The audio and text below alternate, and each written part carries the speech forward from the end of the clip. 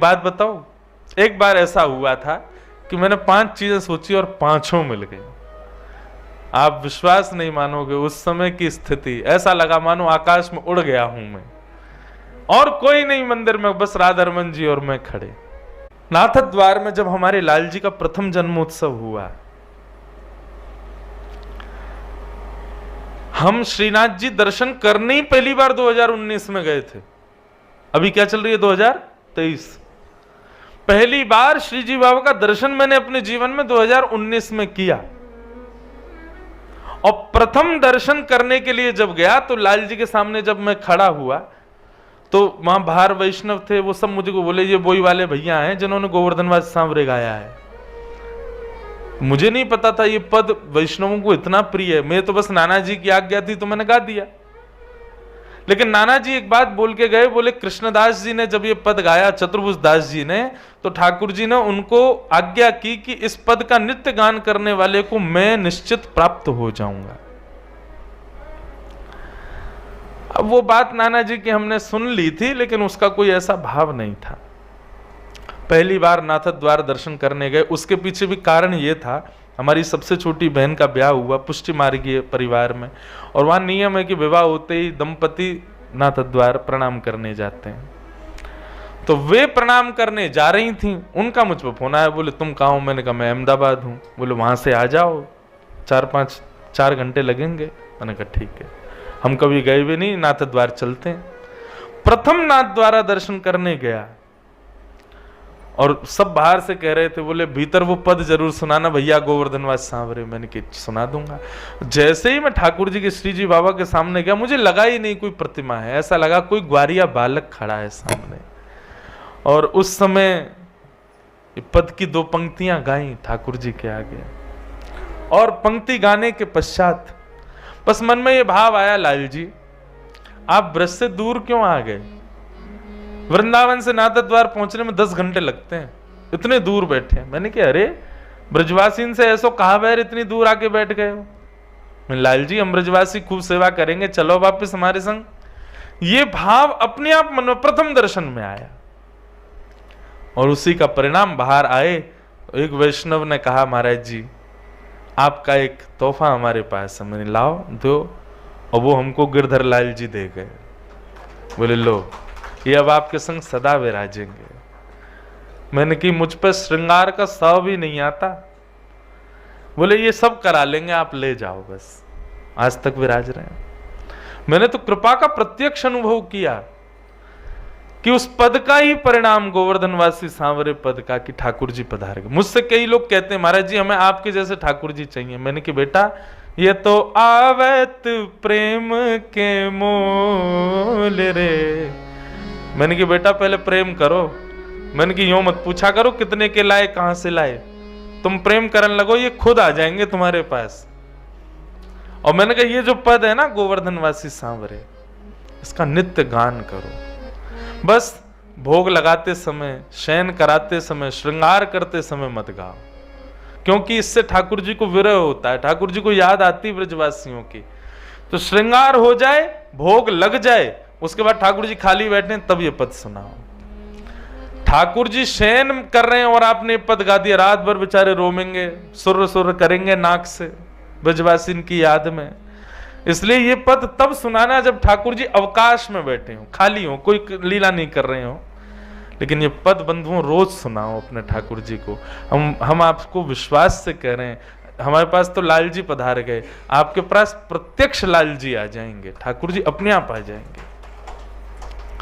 भक्ति क्या है बंधुओं? चिंबक है, और चिंबक में जितनी ज्यादा पावर बढ़ाते जाओगे नाम जप और अपने साधना से, उतनी जल्दी ये चिंबक का आकर्षण करने वाले ये जो लाल जी हैं, ये दूसरी चिंबक हैं। ये आपकी चिंबक से आके ऐसे चिपकेंगे कि छूटाए ना छूटेंगे, फिर तो लिपट ही जाएंगे, एक ही रह जाएंगे फिर।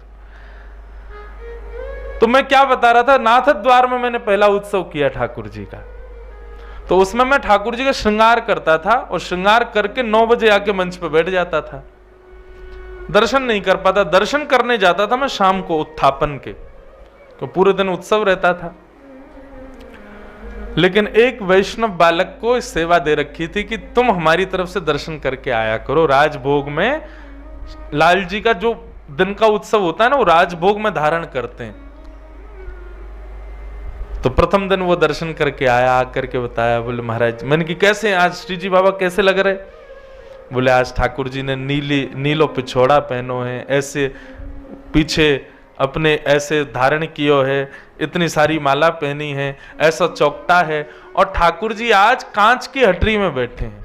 और संभवतः उस दिन हमारे लाल जी भी नीले पिछोड़ा में, कांच की हटरी में, वैसो ही श्रृंगार, वैसो ही मुकुट।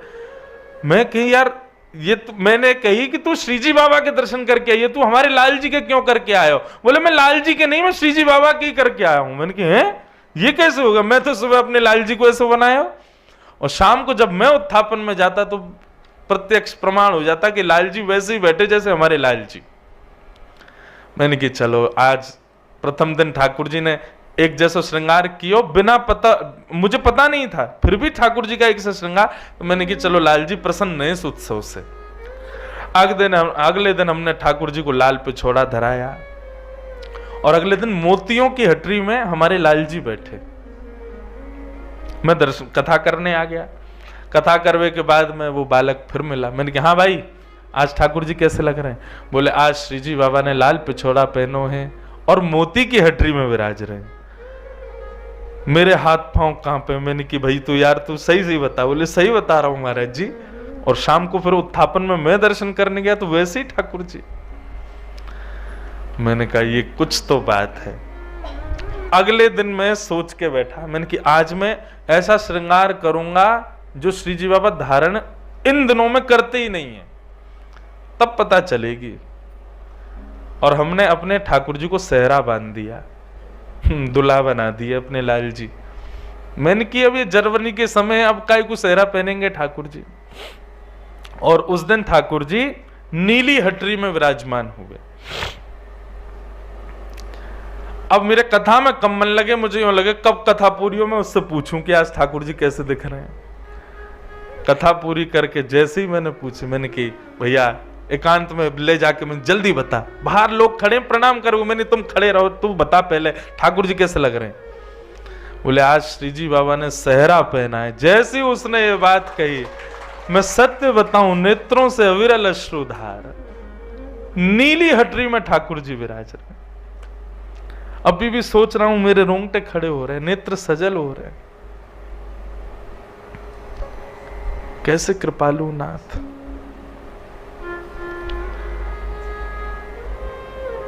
तो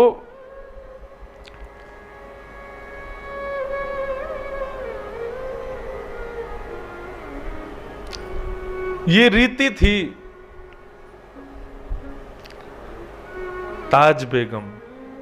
उसको अंदर प्रवेश नहीं था मंदिर में, तो बाहर से अपने हृदय का चित्र बनाती थी और पूछती थी दर्शनार्थियों से, ऐसे ठाकुर जी दिख रहे हों तो मैं मानूं कि ठाकुर जी मेरे चित्त में। और जब दर्शनार्थी आके बताता, बोले ऐसे ही दिख रहे हैं ठाकुर जी, नाचने लगती ताज बेगम। बंधुओं, हमारी भक्ति यहीं तक सीमित रहे, हमें मिलना नहीं है ठाकुर जी से। हमको ये छोटे छोटे अनुभव से ही हम जी लेंगे पूरा जीवन। हमको प्रत्यक्ष दर्शन की अभिलाषा नहीं है।